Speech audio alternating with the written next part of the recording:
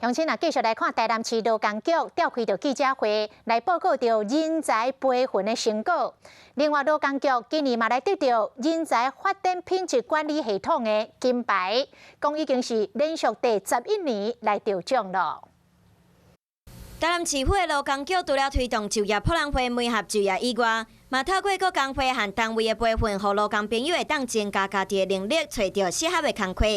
今年劳工局嘛摕到 TTQS 人才发展品质管理系统的金牌，是劳工局连续第11年摕到金牌肯定。我们一个城市、一个团队里面要竞争，一定要靠我们培训来把我们劳工伙伴的职能提升到最高阶，能够到职场上扮演职场达人。劳工局嘛继续推动劳工领袖大学和做工行善团的工课。